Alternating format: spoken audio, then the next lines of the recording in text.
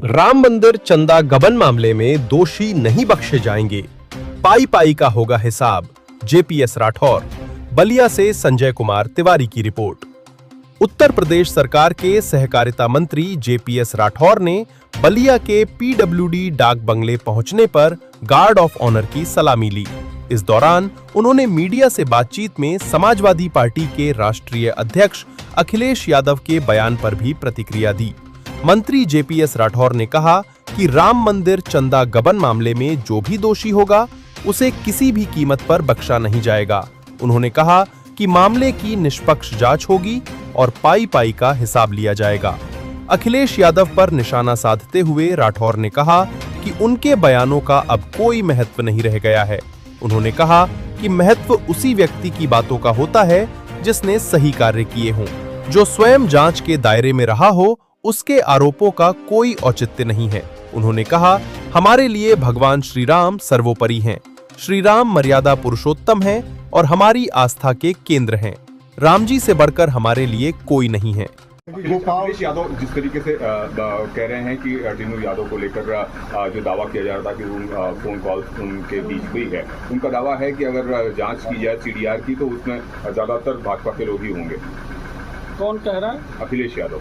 देखिए, ऐसा उनके कहने से क्या होता है, एक भी अभी तक तो कोई भाजपा के व्यक्ति का नाम नहीं है। और अगर इस तरीके से वो बात करते तो उनको तो वो तो कुछ भी कह सकते हैं। वो तो कह रहे हैं कि 5 कालिदास मार्ग में नीचे शिव जी का मंदिर है, खोदा जाए।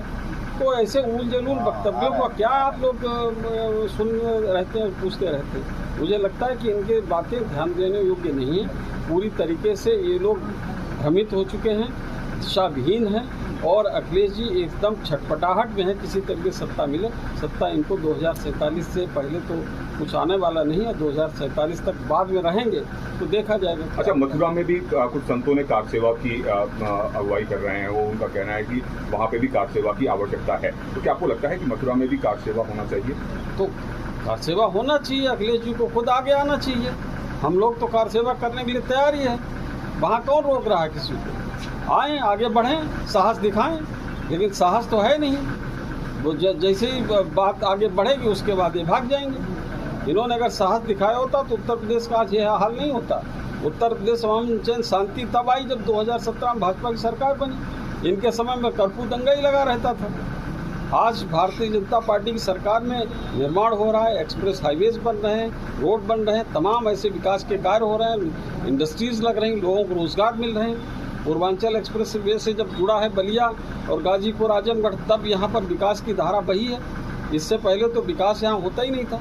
आज बलिया में भी यहाँ का नौजवान यहाँ पर इंडस्ट्री लगाने की विचार कर सकता है, सोच सकता है। गाजीपुर में सोच सकता है, आजमगढ़ में सोच सकता है। इससे पहले तो तमंचा फैक्ट्री यहाँ चलती थी, तो वो फैक्ट्री छोड़कर आज बड़ी बड़ी इंडस्ट्री और मल्टीनेशनल कंपनी यहाँ पर फैक्ट्रियाँ लगी। रास्ते से निकाला गया गोपाल राव को, और बोल रहे हैं कि किसी को नहीं निकाला गया है, कोई इस्तीफा नहीं दिया है।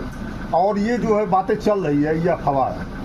अरे गोपाल राव, इनकी बातों क्या, जो लोग खुशी उसमें इन्वॉल्व हैं किसी तरीके से, तो उनकी बातों का कोई महत्व नहीं रह जाता। बात उस व्यक्ति का महत्व रह जाता है जिसके कुछ सही काम किया हो, जिसके जो खुद ही उस जांच के दायरे में हो। अगर वो कोई व्यक्ति बोलता है तो निश्चित रूप से उसका कोई मतलब नहीं होता। तो क्या इन लोगों के ऊपर भी कार्रवाई होगी? गोपाल अरे हो, कोई जी हो, राम जी से बढ़कर कोई जी नहीं है। राम जी हमारे लिए मर्यादा हैं, पुरुषोत्तम हैं और हमारे लिए प्रतिष्ठा हैं, हमारे लिए सब कुछ है। राम के लिए सब कुछ कुर्बान है, सब कुछ बलिदान करने के लिए हम लोग तैयार हैं। तो राम जी के लिए कार्रवाई होगी। निश्चित रूप से जो दोषी पाए जाएंगे पाई पाई का हिसाब किया जाएगा और सबके खिलाफ कार्रवाई होगी। कोई बचने वाला नहीं, कोई सवाल ही नहीं उठता। अच्छा।